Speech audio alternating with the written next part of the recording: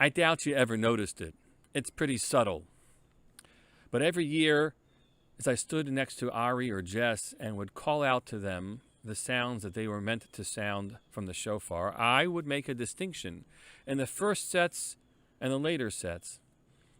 When it came to Tashrat, I would say the first times around Shvarim Trua, and the latter ones I would say Shvarim Trua, and you might hear the difference as they blew the shofar. This is how it would sound. The first.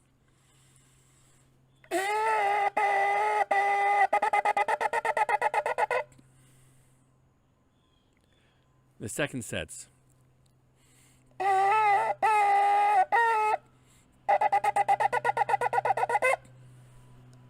And the difference between them is actually discussed in the Shulchan Aruch, which reads as follows. Gimel shvarim tzarich lasotam b'neshima achas. When you make the shvarim sounds, you have to make them all in one breath. Abel gimel shvarim trua, the tashrat, when it comes to the shvarim trua together, yesh omrim she'no tzarich lasotam b'neshima achat. There are those who say you don't have to do them in one voice, as the Mishnah Berurah explains, because they're two very different sounds, and groaning and the staccato cries, they are just different. Rather, you should give a little bit of a break. And others say that you must do them all together. And someone who is God-fearing should try to fulfill both. And therefore, in the Tekiyos de Miyushav, in the first set, you should do in one breath, and in the later ones, during the Amida, you would do in two. And the Ramaz says, and the minhag that is prevalent is to do them in two separate breaths. You shouldn't change it. And the fact is, we generally follow the Shulchan Aruch and not the Ramah when it comes to this question. One breath or two. The question seems to revolve around what is the proper sound for the cry of the Shvarim? Is it indeed the wailing sound of the Shvarim, or is it the staccato cry of the Trua? And these are different cries. Do they flow one into the other? Or are they separate? That's kind of the basic essence of the machloket. And this is a year in which we firstly understand what it means to be crying. It's a lot that people are crying about this year. But I want to focus less on the crying and more on the breath, because this is a year of the breath. And if there's one message that I could drive home this Rosh Hashana to each of you, it is that we dare not take our breath for granted. Any breath we take, every one is a gift. We think about breathing this year. Right now it'll be around how we come to services. We'll have to show up in a mask like this or in a disposable mask such as this. And people will notice that it's harder to breathe this way. For some of you, you haven't really been out and about for a length of time. When you are out, though, you're going to wear the mask. And it's difficult to breathe. It's not really difficult, it's just annoying. For some people, maybe it's difficult, but it's mostly annoying. And if you wear, instead of this mask, perhaps, the N95 mask, which is better for particulates, here it's actually a little bit more challenging. It's a little more challenging to breathe. But so it is. We wear the masks. We wear the masks as we gather together. I also think of breathing in other ways, in other contexts, or the inability to breathe. I reached out to our dear friend Yonatan Cohen, who was an intern here for 2 years along with his wife Freda. He's now the rabbi in Berkeley, California. And I called him Motzi Shabbos after we had finished Slichos in our community. I called him because I had seen the pictures of the Martian-like sky above San Francisco and heard and read about how difficult it was to breathe because of the smoke from all those fires that are raging and burning across Northern California and Oregon in the West. And I asked him how it was going, and he said, we didn't have Shacharis this morning. We didn't have Shabbos morning services. And you think about it, they had moved from inside to outside because of COVID, And then outside they had to simply cancel because they couldn't breathe well enough because of the smoke in the air. And he said he was going ahead with slichos services, but he was going to put on one of these N95s to do so. My God. We take it for granted, but it's not necessarily so simple for some people to be able to breathe. If I would say to you the words, I can't breathe, I imagine that you knew exactly what I'm referring to. This past June, a number of us participated in the local march here in White Plains. And the most powerful moment involved us arriving in front of the statue of Martin Luther King at the county courthouse. And there we were asked to each bend down and put our knee to the ground for 8 minutes and 46 seconds. It was an interminable amount of time. It was really hard to be in that position and have a knee down like that. You can imagine how challenging it would be to have a knee on someone's neck for that long. And then, of course, you're supposed to remember what it means to have the knee on your neck and what it must have been, how difficult it must have been in those last moments gasping for breath of George Floyd. And so we're well aware of the power of the breath and the gift of life that is breath. Think back to this past spring, after some of the restrictions were being lifted and people were encouraged actually to take walks outside. What it meant to step out of the confines of your home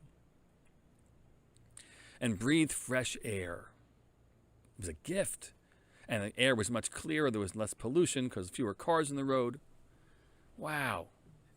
What a gift to breathe that. I'll tell you, for my family and me, we were well aware of that this past spring before Pesach. As you are most likely aware, we all had COVID, most of us. We had all many of the difficulties that come with it. Exhaustion, just fatigue, intense fatigue, and sweats, and everything else that came along. We lost a sense of smell. But I'll tell you, for me, my fear was that I wouldn't be able to breathe. And so I had a pulse ox next to my bed, and I used it every day, many times, to check my oxygenation, whether it was Chol or Kodesh, Shabbos, and Yontif. Because God forbid I should wake up in the morning and see my situation to have deteriorated, and I wouldn't be able to breathe. Chalila. Thank God that didn't come to that for us, but it came to that for so many others. And I'll tell you, I'm standing outside now. I slipped out. I'm in isolation because I got a positive COVID test. Thankfully, I got a negative test the other day, and presuming that the second test was a false positive. But I'm in isolation, so I slipped past out of my room quietly to my deck when no one was nearby. And just to be able to be outside now, to breathe the fresh air, my God. Don't take it for granted. It was on this day, or since this is in advance of Rosh Hashana, 2 days hence, that the first breath was ever taken. The Torah describes Vayipach be'apav nishmat chayim. After God formed Ha'adam from the dust of the earth, he then blew into him nishmat chayim, the breath of life. And the word we use for a soul, neshama, is related directly to that. The breath of life. And it's on this Rosh Hashana that we are meant to remind ourselves of what that gift is, what the gift was and is. You know, we use the word inspiration. We throw it around for someone who's kind of had a visitation of some new idea. But inspiration is the very first breath a person takes. You inspire. And Adam had that one, and a baby has that one, and you'll say to yourself, Okay, I have one breath that came from God, and the rest are just happening now automatically. But in this year, we realize nothing happens automatically, and every breath we still have within us is a gift of God. And we take that gift that God has given us, my friends, and what do we do with it? What shall we do with this Rosh Hashana, which is different than any Rosh Hashana we could ever have imagined for ourselves? It won't be what we wanted, but it'll be something powerful. It'll be very powerful, this Rosh Hashana, in any one of the 6 minyanim in which you find yourselves. You'll take the breath that God has given you and you'll turn it back to God in a prayer. In a prayer for those folks out west, in a prayer for the people of this country who feel of themselves that they haven't breathed for hundreds of years in this country, to pray for them and to determine to do for them, to make their lives better.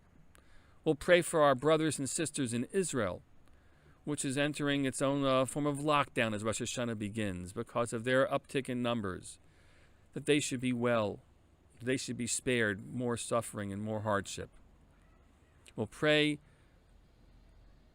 for our community, our friends, our loved ones, and for this entire country and the whole world, because that's what Rosh Hashanah is about. We pray particularly, and we pray universally for all humankind, that God will grant us a different type of year than the one we've experienced this past one. And as the shofar will be sounded, and before the Baal Tekiah will cry out Shivarim Truah together, because that's perhaps the combination is the halachic requirement, or you separate it because we know that there are different types of cries. Sometimes the groaning cry and sometimes the staccato cry. Before we do that, as we've made it our custom these past few years, I hope that in any one of the 6 minyanim that you're participating in, or even if you're at home, that you'll take the time to pause. Breathe in. Breathe out.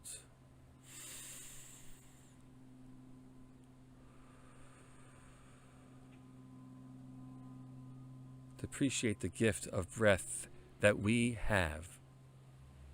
And pray this world be better.